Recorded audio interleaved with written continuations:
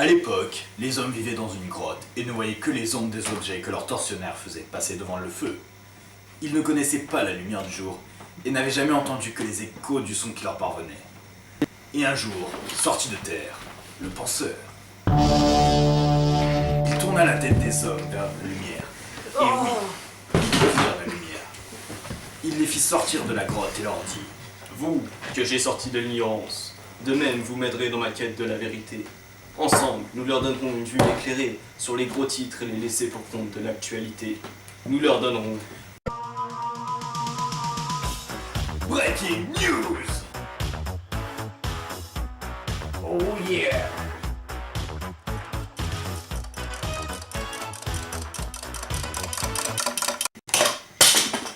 Bonjour, aujourd'hui lumière sur l'automne arabe. Un dossier sur le PLU de Levallois-Perret, mais tout de suite une info de dernière minute.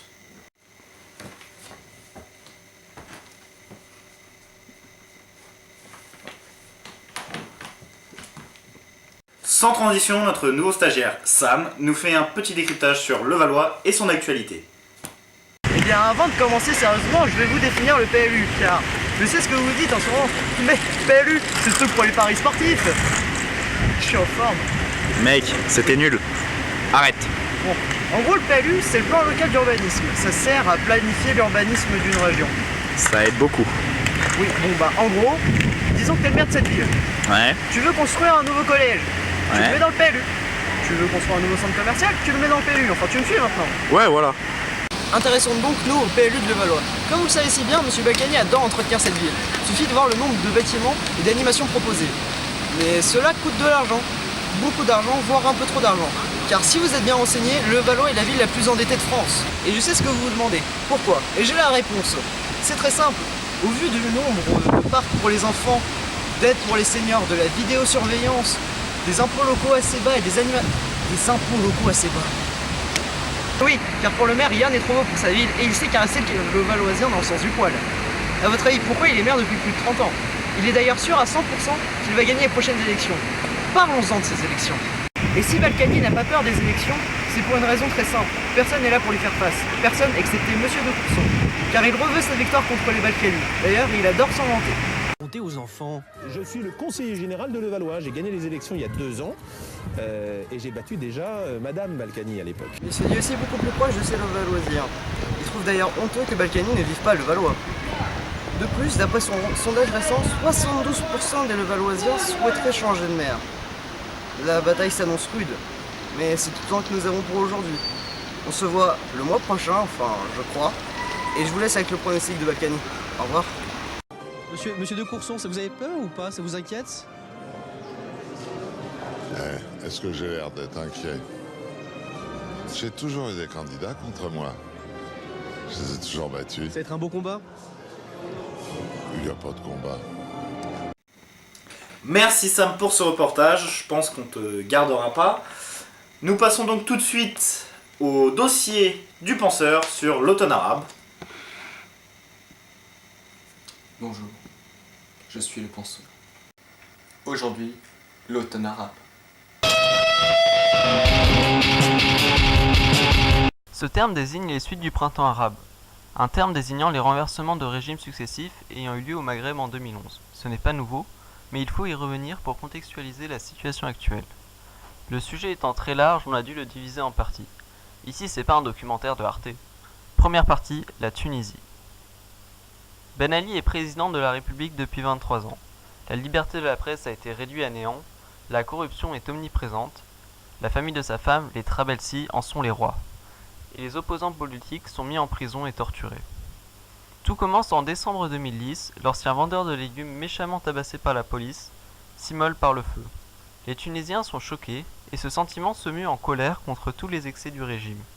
Une grande part de la population, et en particulier les jeunes, ont Internet. Ils peuvent s'en servir pour organiser des manifestations et entretenir la flamme de la révolte via les réseaux sociaux. C'est la première révolution 2.0. Le gouvernement essaye sans succès de bloquer l'accès à ces sites. IRL, la police tire sur les manifestants sans que les pays occidentaux lèvent le petit doigt. La France propose même son aide à la police tunisienne. Mais les militaires se rangent du côté des manifestants et Ben Ali fuit le pays avec les Trabelsi.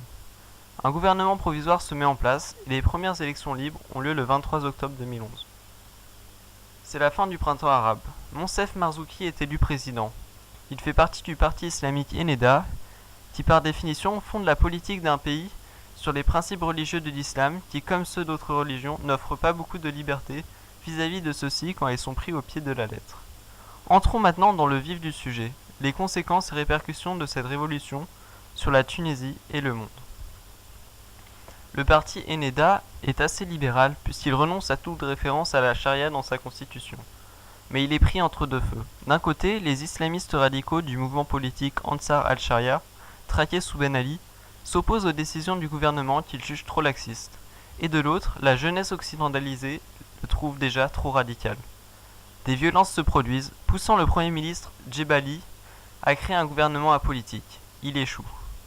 Et cède sa place à Larayed, qui entame les négociations avec l'opposition.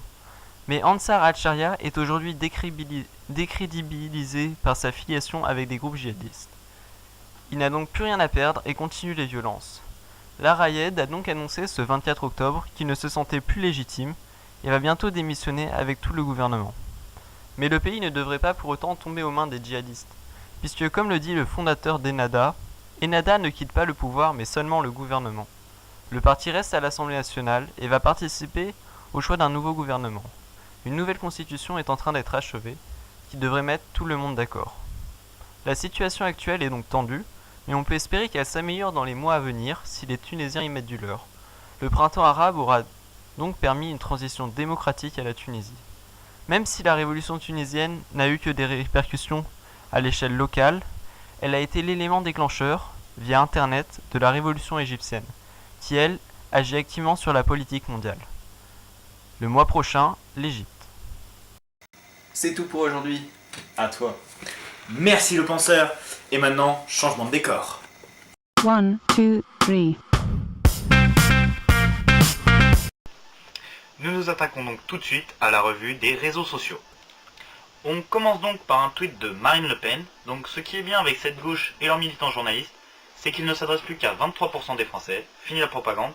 Donc ici, Marine Le Pen se réjouit clairement du fait de la diminution de l'attirance des Français pour ce parti socialiste, ce qui laisse à envisager une plus grande part pour le Front National ou pour la droite en général, ce qui intéresse fortement Marine Le Pen.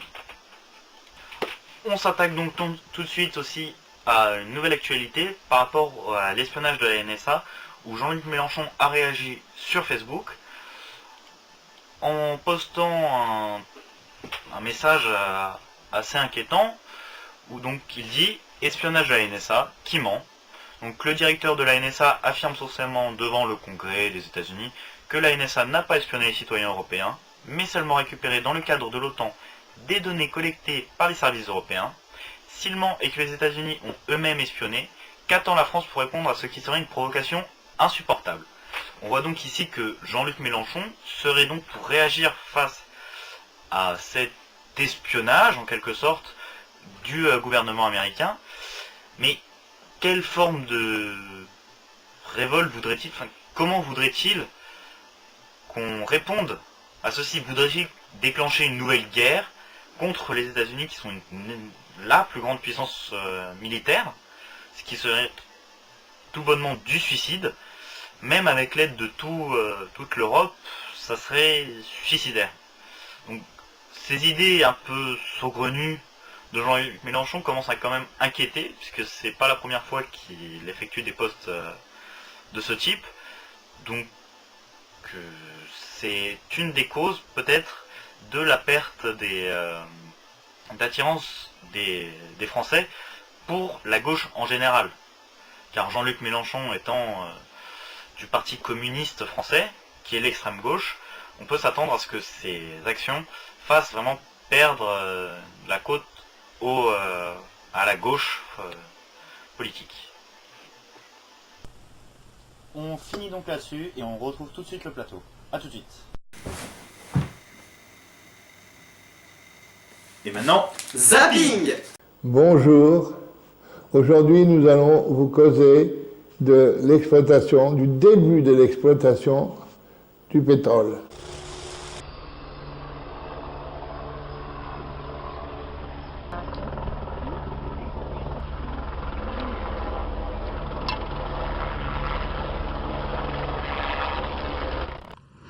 Le Mali s'apprête à vivre une éclipse solaire demain dimanche 3 novembre 2013. C'est la deuxième éclipse hybride de ce siècle. C'est une très rare AT, entendez par là annulaire totale. Phénomène très rare, il peut donc attiser la curiosité. Le phénomène est rare et c'est bien ce qui fait que certaines personnes aimeraient l'observer.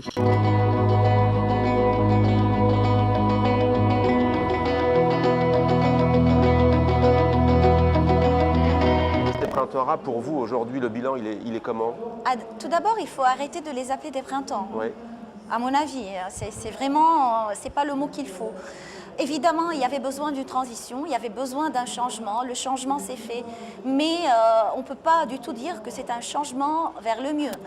On est coincé entre deux monstres, là, entre le monstre de la dictature et le monstre de l'extrémisme religieux qui n'est pas du tout mieux.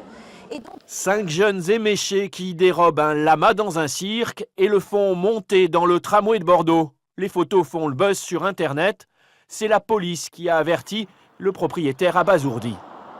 Travailler dans le cadre d'une discipline scolaire ne veut pas dire perdre notre intégrité professionnelle. Contrat ou pas, s'incliner devant l'éducation nationale pour avoir des bonnes notes est la dernière des concessions.